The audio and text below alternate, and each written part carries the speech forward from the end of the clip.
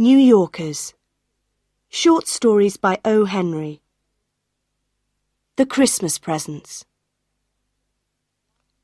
$1.87. That was all. Every day, when she went to the shops, she spent very little money. She bought the cheapest meat, the cheapest vegetables, and when she was tired, she still walked round and round the shops to find the cheapest food. She saved every cent possible. Della counted the money again. There was no mistake. $1.87. That was all.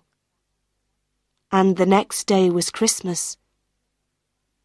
She couldn't do anything about it.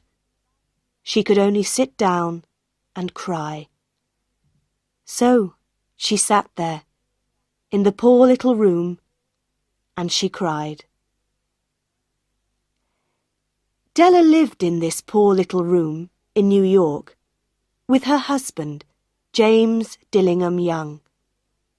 They also had a bedroom and a kitchen and a bathroom, all poor little rooms. James Dillingham Young was lucky because he had a job, but it was not a good job. These rooms took most of his money. Della tried to find work, but times were bad, and there was no work for her. But when Mr. James Dillingham Young came home to his rooms, Mrs. James Dillingham Young called him Jim and put her arms round him, and that was good. Della stopped crying, and she washed her face. She stood by the window and looked out at a grey cat on a grey wall in the grey road. Tomorrow was Christmas Day, and she had only $1.87 to buy Jim a Christmas present. Her Jim. She wanted very much to buy him something really fine, something to show how much she loved him. Suddenly, Della turned round and ran over to look in the glass on the wall. Her eyes were bright. Now, the James Dillingham Youngs had two very special things. One was Jim's gold watch. It once belonged to his father, and before that, to his grandfather. The other special thing was Della's hair. Quickly, Della let down her beautiful long hair. It fell down her back, and it was almost like a coat around her. Then she put her hair up again, quickly. For a second or two, she stood still and cried a little. Then she put on her old brown coat and her old brown hat, turned and left the room. She went downstairs and out into the road, and her eyes were bright. She walked along by the shops and stopped when she came to a door with Madame Eloise, hair, on it. Inside there was a fat woman. She did not look like an Eloise. "Will you buy my hair?" Della asked. "I buy hair," Madame replied. "Take your hat off, then, and show me your hair." The beautiful brown hair fell down. $20, Madame said, and she touched the hair with her hand. "Quick, cut it off. Give me the money," Della said. The next 2 hours went quickly. Della was happy because she was looking round the shops for Jim's present. At last she found it. It was a gold chain for the watch. Jim loved his watch, but it had no chain. When Della saw this gold chain, she knew immediately that it was right for Jim. She must have it. The shop took $21 from her for it, and she hurried home with the 87 cents. When she arrived there, she looked at her very short hair in the glass. "What can I do with it?" she thought. For the next half an hour, she was very busy. Then she looked again in the glass. Her hair was now in very small curls all over her head. "Oh dear, I look like a schoolgirl," she said to herself. "What's Jim going to say when he sees me?" At 7 o'clock, the dinner was nearly ready, and Della was waiting. "Oh, I hope he thinks that I'm still beautiful," she thought. The door opened, and Jim came in and closed it. He looked very thin, and he needed a new coat. His eyes were on Della. She could not understand the look on his face, and she was afraid. He was not angry or surprised. He just watched her, with that strange look on his face. Della ran to him. "Jim," she cried, "don't look at me like that. I sold my hair because I wanted to give you a present. It will soon be long again. I had to do it, Jim. Say Happy Christmas, please. I have a wonderful present for you." "You've cut off your hair?" asked Jim. "Yes, I cut it off and sold it," Della said. "But don't you love me any more, Jim? I'm still me." Jim looked round the room. "You say your hair has gone?" he said, almost stupidly. "Yes, I told you, because I love you. Shall I get the dinner now, Jim?" Suddenly, Jim put his arms round his Della. Then he took something from his pocket and put it on the table. "I love you, Della," he said. "It doesn't matter if your hair is short or long, but if you open that, you'll see why I was unhappy at first." Excited, Della pulled off the paper. Then she gave a little scream of happiness. But a second later, there were cries of unhappiness. Because there were the combs for her beautiful hair. When she first saw these combs in the shop window, she wanted them. They were beautiful combs, expensive combs, and now they were her combs. But she no longer had her hair. Della picked them up and held them. Her eyes were full of love. "But my hair will soon be long again, Jim." And then Della remembered. She jumped up and cried, "Oh, oh!" She ran to get Jim's beautiful present, and she held it out to him. "Isn't it lovely, Jim? I looked everywhere for it. Now you'll want to look at your watch 100 times a day. Give it to me. Give me your watch, Jim. Let's see it with its new chain." But Jim did not do this. He sat down, put his hands behind his head, and he smiled. "Della," he said, "let's keep our presents for a time. They're so nice. You see, I sold the watch to get the money to buy your combs. And now, let's have dinner." And this was the story of two young people who were very much in love.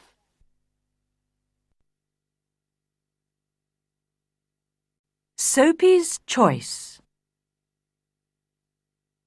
Soapy sat on a seat in Madison Square, New York, and looked up at the sky.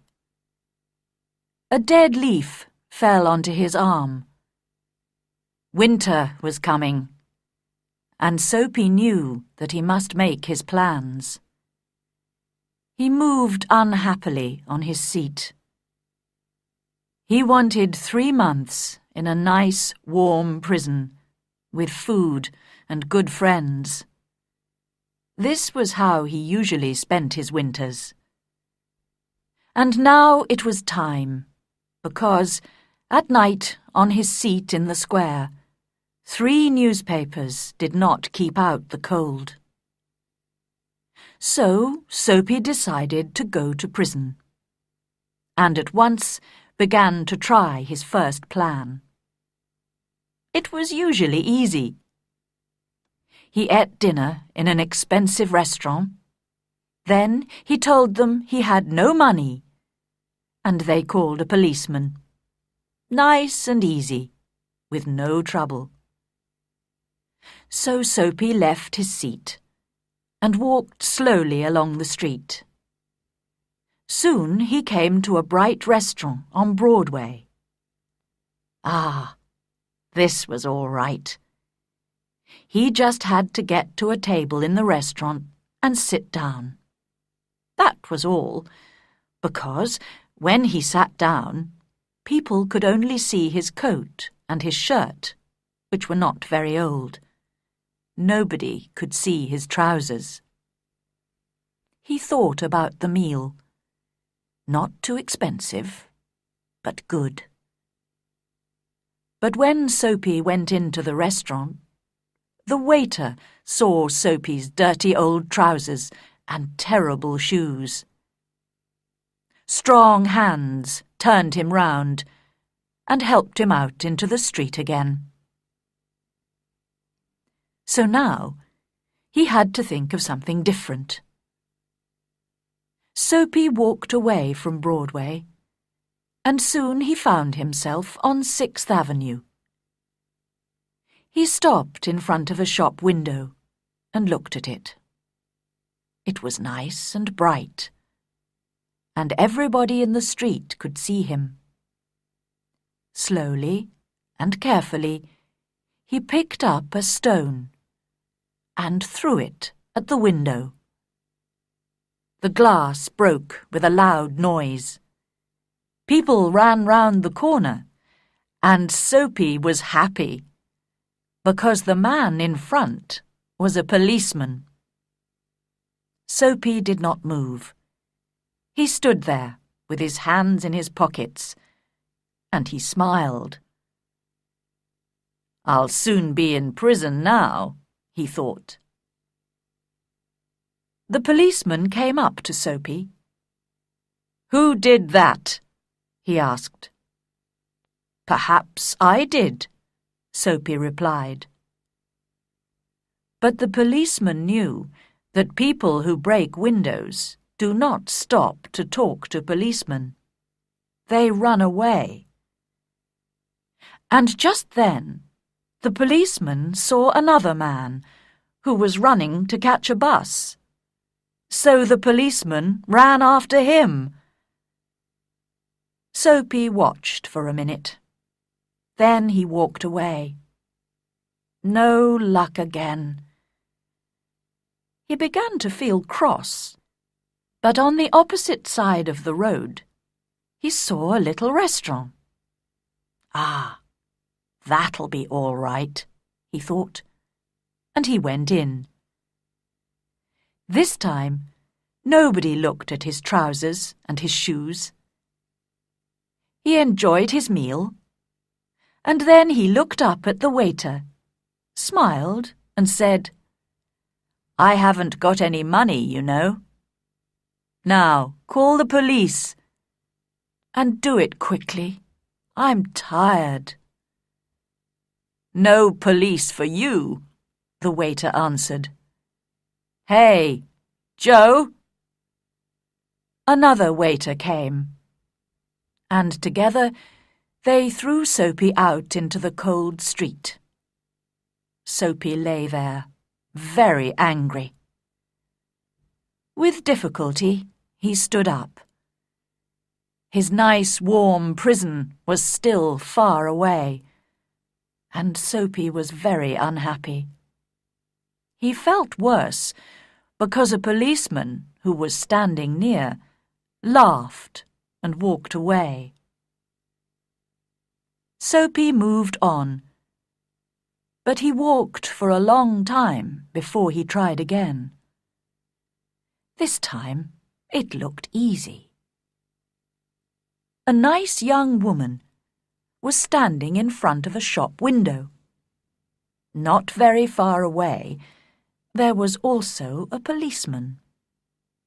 Soapy moved nearer to the young woman. He saw that the policeman was watching him. Then he said to the young woman with a smile, "Why don't you come with me, my dear? I can give you a good time." The young woman moved away a little and looked more carefully into the shop window. Soapy looked at the policeman. Yes, he was still watching. Then he spoke to the young woman again. In a minute, she would call the policeman. Soapy could almost see the prison doors. Suddenly, the young woman took hold of his arm. "Okay," she said happily. "If you buy me a drink. Let's go before that policeman sees us." And poor Soapy walked away with the young woman who still held on to his arm. He was very unhappy. At the next corner, he ran away from the woman. Suddenly, he was afraid. "I'm never going to get to prison," he thought. Slowly, he walked on and came to a street with a lot of theatres. There were a lot of people there, rich people in their best clothes. Soapy had to do something to get to prison. He did not want to spend another night on his seat in Madison Square. What could he do? Then he saw a policeman near him. So he began to sing and shout and make a lot of noise. This time they must send him to prison. But the policeman turned his back to Soapy and said to a man who was standing near, "He's had too much to drink, but he's not dangerous. We'll leave him alone tonight." What was the matter with the police? Soapy was really unhappy now. But he stopped making a noise. How could he get to prison? The wind was cold, and he pulled his thin coat around him. But just then, inside a shop, he saw a man with an expensive umbrella. The man put his umbrella down near the door and took out a cigarette. Soapy went into the shop, picked up the umbrella, and slowly he began to walk away. The man came quickly after him. "That's my umbrella," he said. "Oh, is it?" Soapy replied. "Then why don't you call a policeman?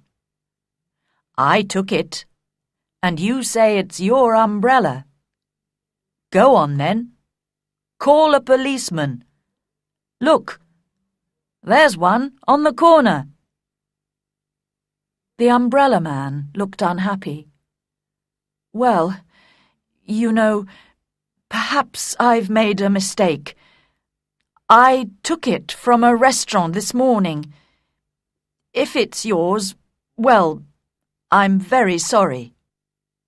"Of course it's my umbrella," Soapy said.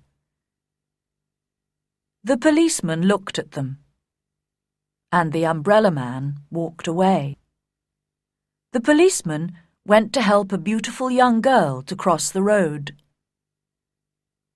Soapy was really angry now. He threw the umbrella away and said many bad things about policemen. Just because he wanted to go to prison, they did not want to send him there. He could do nothing wrong. He began to walk back to Madison Square and home, his seat. But on a quiet corner, Soapy suddenly stopped. Here, in the middle of the city, was a beautiful old church. Through one purple window, he could see a soft light, and sweet music was coming from inside the church. The moon was high in the sky, and everything was quiet. For a few seconds, it was like a country church, and Soapy remembered other, happier days. He thought of the days when he had a mother, and friends, and beautiful things in his life. Then he thought about his life now, the empty days, the dead plans. And then a wonderful thing happened. Soapy decided to change his life and be a new man. Tomorrow, he said to himself, I'll go into town and find work. My life will be good again. I'll be somebody important. Everything will be different. Soapy felt a hand on his arm. He jumped and looked round quickly into the face of a policeman. "What are you doing here?" asked the policeman. "Nothing," Soapy answered. "Then come with me," the policeman said. 3 months in prison, they told Soapy the next day.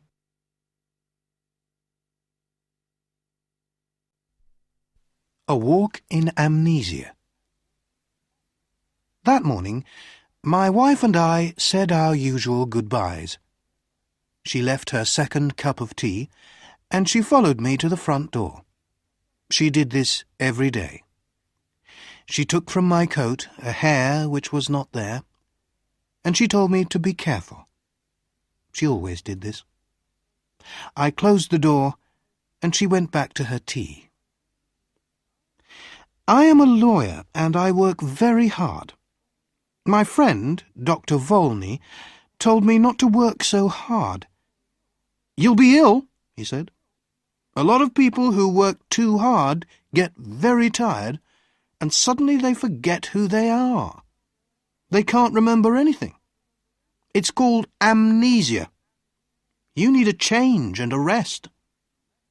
"But I do rest," I replied. "On Thursday nights my wife and I play a game of cards, and on Sundays she reads me her weekly letter from her mother." That morning, when I was walking to work, I thought about Dr. Volney's words. I was feeling very well and pleased with life. When I woke up, I was on a train and feeling very uncomfortable after a long sleep. I sat back in my seat and I tried to think. After a long time, I said to myself, "I must have a name." I looked in my pockets. No letter, no papers, nothing with my name on. But I found $3,000. I must be someone, I thought. The train was crowded with men who were all very friendly. One of them came and sat next to me. "Hi, my name's R.P. Boulder, Boulder & Son from Missouri. You're going to the meeting in New York, of course. What's your name?" I had to reply to him, so I said quickly, "Edward Pinkhammer, from Cornopolis, Kansas." He was reading a newspaper, but every few minutes he looked up from it to talk to me. I understood from his conversation that he was a druggist, and he thought that I was a druggist too. "Are all these men druggists?" I asked. "Yes, they are," he answered. "Like us, they're all going to the yearly meeting in New York." After a time, he held out his newspaper to me. "Look at that," he said. "Here's another of those men who run away and then say that they have forgotten who they are. A man gets tired of his business and his family, and he wants to have a good time. He goes away somewhere, and when they find him, he says that he doesn't know who he is and that he can't remember anything." I took the paper and read this. Denver, June 12th. Elwyn C. Belford, an important lawyer in the town, left home 3 days ago and has not come back. Just before he left, he took out a lot of money from his bank. Nobody has seen him since that day. He is a quiet man who enjoys his work and is happily married. But Mr. Belford works very hard, and it is possible that he has amnesia. "But sometimes people do forget who they are, Mr. Boulder," I said. "Oh, come on," Mr. Boulder answered. "It's not true, you know. These men just want something more exciting in their lives. Another woman, perhaps. Something different." We arrived in New York at about 10 o'clock at night. I took a taxi to a hotel, and I wrote the name Edward Pinkhammer in the hotel book. Suddenly, I felt wild and happy. I was free. A man without a name can do anything. The young man behind the desk at the hotel looked at me a little strangely. I had no suitcase. "I'm here for the druggists' meeting," I said. My suitcase is lost." I took out some money and gave it to him. The next day I bought a suitcase and some clothes, and I began to live the life of Edward Pinkhammer. I didn't try to remember who or what I was. The next few days in Manhattan were wonderful. The theatres, the gardens, the music, the restaurants, the nightlife, the beautiful girls. And during this time I learned something very important. If you want to be happy, you must be free. Sometimes I went to quiet, expensive restaurants with soft music. Sometimes I went on the river in boats full of noisy young men and their girlfriends. And then there was Broadway with its theatres and bright lights. One afternoon, I was going back into my hotel when a fat man came and stood in front of me. "Hello, Belford," he cried loudly. "What are you doing in New York? Is Mrs. B with you?" "I'm sorry, but you're making a mistake, sir," I said coldly. "My name is Pinkhammer. Please excuse me." The man moved away in surprise, and I walked over to the desk. Behind me, the man said something about a telephone. "Give me my bill," I said to the man behind the desk, "and bring down my suitcase in half an hour." That afternoon, I moved to a quiet little hotel on Fifth Avenue. One afternoon, in one of my favourite restaurants on Broadway, I was going to my table when somebody pulled my arm. "Mr. Belford!" a sweet voice cried. I turned quickly and saw a woman who was sitting alone. She was about 30, and she had very beautiful eyes. "How can you walk past me like that?" she said. "Didn't you know me?" I sat down at her table. Her hair was a beautiful red gold colour. "Are you sure you know me?" I asked. "No," she smiled. "I never really knew you." Well, my name is Edward Pinkhammer, I said, and I'm from Kansas. So, you haven't brought Mrs. Belford with you, then, she said, and she laughed. You haven't changed much in 15 years, Elwyn. Her wonderful eyes looked carefully at my face. No, she said quietly. You haven't forgotten. I told you that you could never forget. I'm sorry, I answered, but that's the trouble. I have forgotten. I've forgotten everything. She laughed. Did you know that I married 6 months after you did? It was in all the newspapers. She was silent for a minute. Then she looked up at me again. Tell me one thing, Elwyn, she said softly. Since that night, 15 years ago, can you touch, smell, or look at white roses and not think of me? I can only say that I don't remember any of this, I said carefully. I'm very sorry.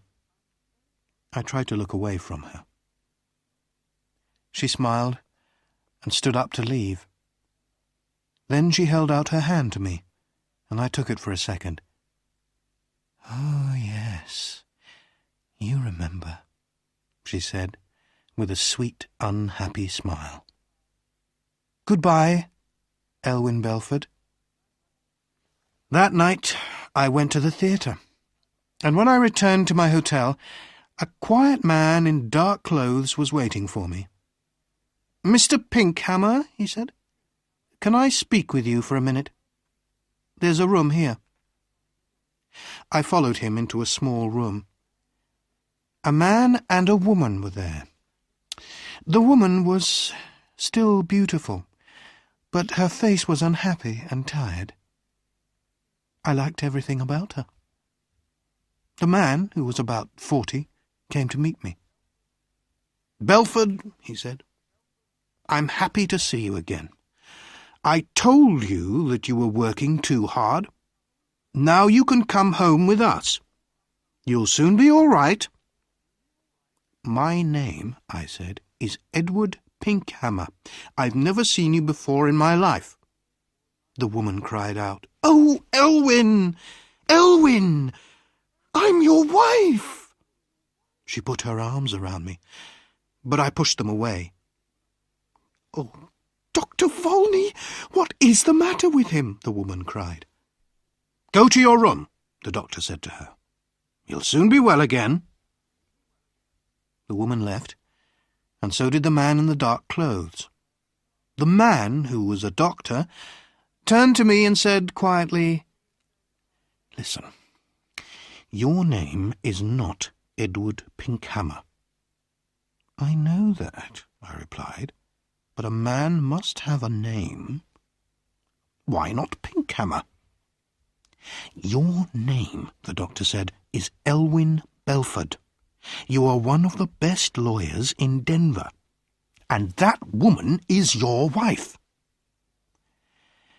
She's a very fine woman, I said, after a minute. I love the colour of her hair. She's a very good wife, the doctor replied. When you left 2 weeks ago, she was very unhappy. Then we had a telephone call from a man who saw you in a hotel here. I think I remember him, I said. He called me Belford. Excuse me, but who are you? I'm Bobby Volney. I've been your friend for 20 years and your doctor for 15 years. Elwyn, try to remember. You say you're a doctor, I said. How can I get better? Does amnesia go slowly or suddenly? Sometimes slowly, sometimes suddenly. Will you help me, Dr. Volney? I asked. Old friend, he said. I'll do everything possible. Very well. And if you're my doctor, you can't tell anybody what I say. Of course not, Dr. Volney answered.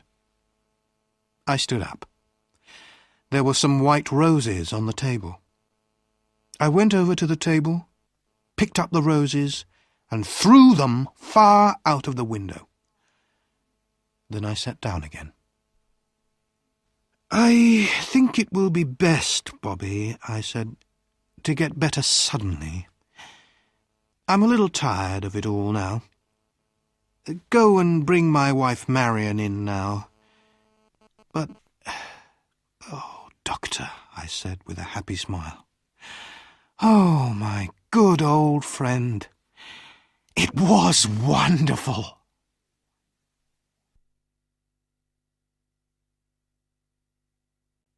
Tildy's Moment. Bogle's Family Restaurant on 8th Avenue is not a famous place, but if you need a large, cheap meal, then Bogle's is the place for you.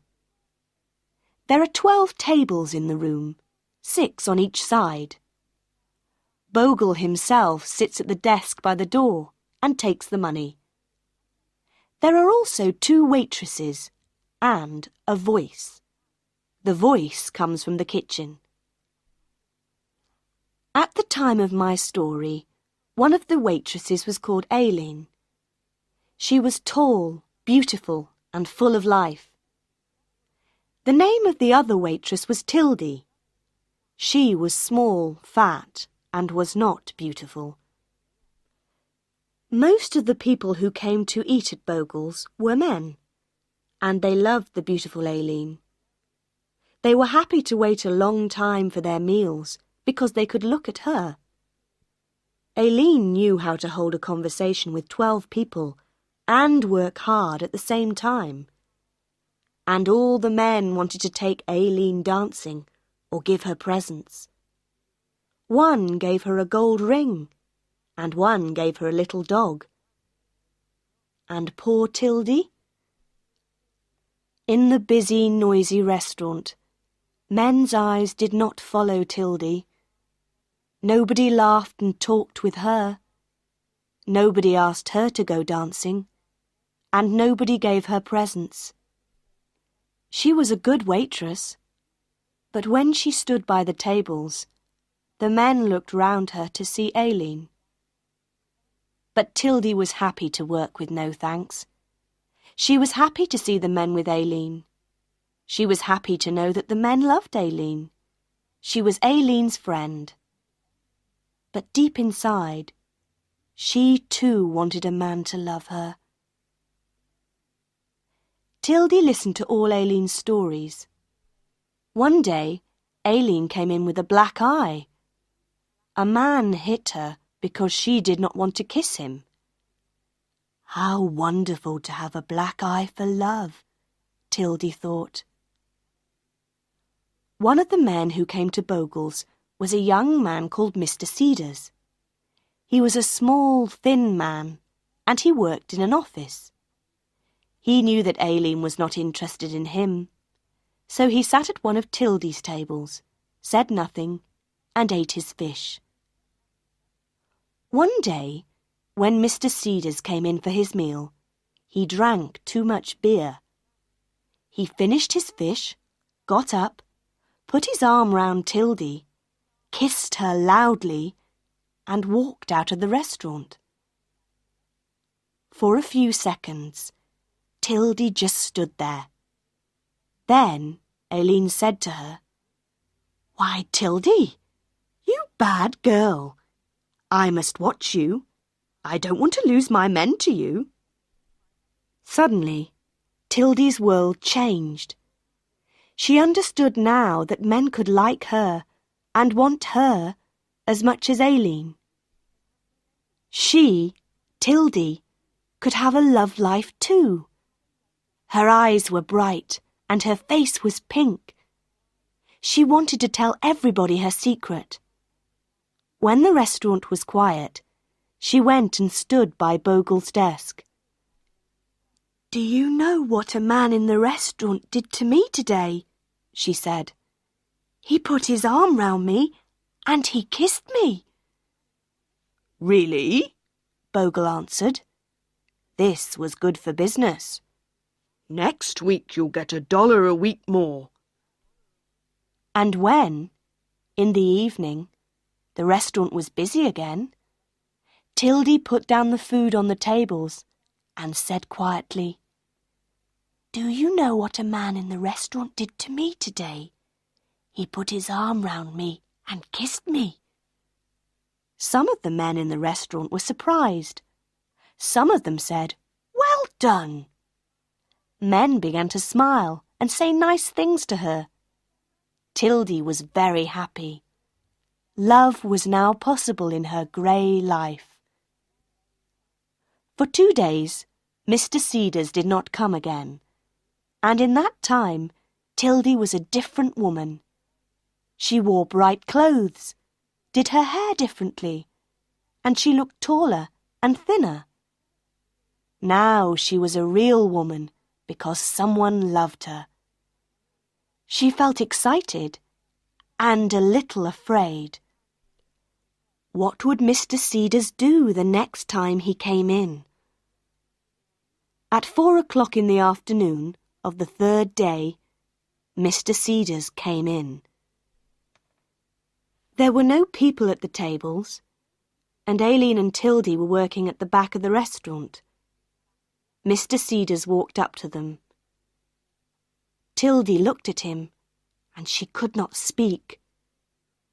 Mr. Cedars' face was very red, and he looked uncomfortable. "Miss Tildy," he said, "I want to say that I'm sorry for what I did to you a few days ago. It was the drink, you see. I didn't know what I was doing. I'm very sorry."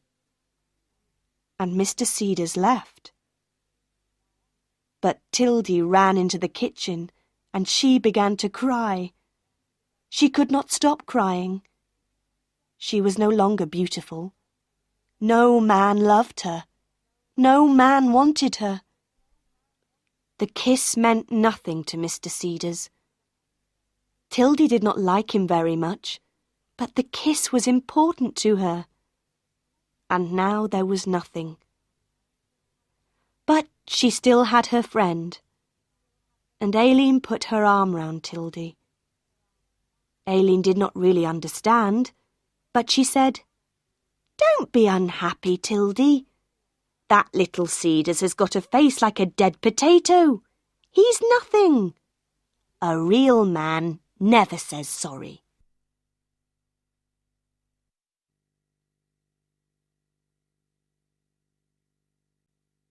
The Memento. The window of Miss Darmon's room looked out onto Broadway and its theatres. But Lynette Darmond turned her chair round and sat with her back to Broadway. She was an actress and needed the Broadway theatres. But Broadway did not need her. She was staying in the Hotel Thalia. Actors go there to rest for the summer and then try to get work for the autumn when the little theatres open again. Miss Darmon's room in this hotel was a small one, but in it there were many mementos of her days in the theatre, and there were also pictures of some of her best friends. She looked at one of these pictures now and smiled at it. "I'd like to know where Lee is now," she said to herself. She was looking at a picture of Miss Rosalie Ray, a very beautiful young woman. In the picture, Miss Ray was wearing a very short skirt, and she was sitting on a swing. Every night in the theatre, she went high in the air on her swing, over the heads of all the people. When she did this, all the men in the theatre got very excited and stood up.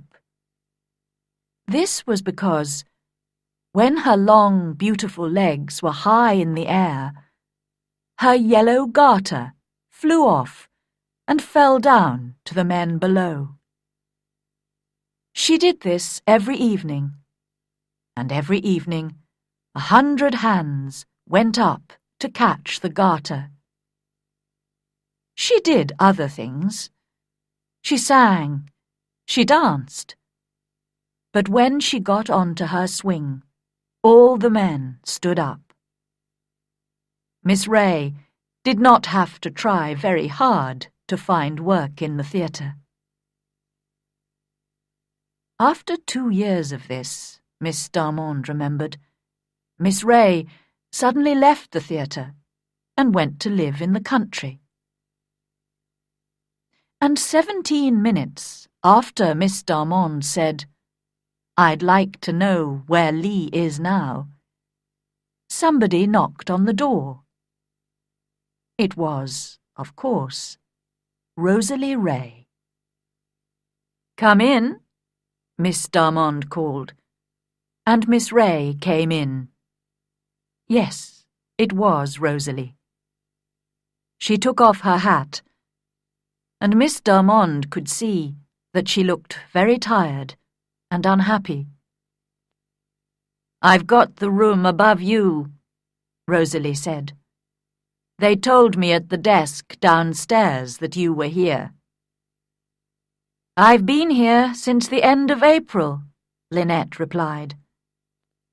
"I begin work again next week, out in a small town." "But you left the theatre 3 months ago, Lee. Why are you here?" "I'll tell you, Lynn. But give me a drink first." Miss Darmond passed a bottle to her friend. "Ah, that's good," said Rosalie. "My first drink for 3 months. Yes, Lynn. I left the theatre because I was tired of the life. And because I was tired of men. Well, the men who come to the theatre. You know we have to fight them off all the time. They're animals. They ask you to go out with them. They buy you a drink or two. And then they think that they can do what they want. It's terrible. And we work hard. We get very little money for it. We wait to get to the top. And it never happens. But most of all, I left because of the men. Well, I saved $200. And when summer came, I left the theatre and went to a little village by the sea on Long Island. I planned to stay there for the summer, and then learn how to be a better actress. But there was another person who was staying in the same house. The Reverend Arthur Lyle. Yes, Lynn, a man of the church. When I saw him for the first time, I fell in love with him at once. He was a fine man, and he had a wonderful voice. Well, it's only a short story, Lynn. A month later, we decided to marry. We planned to live in a little house near the church, with lots of flowers and animals. No, I didn't tell him that I was an actress.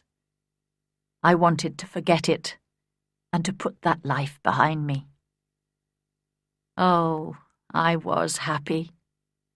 I went to church. I helped the women in the village.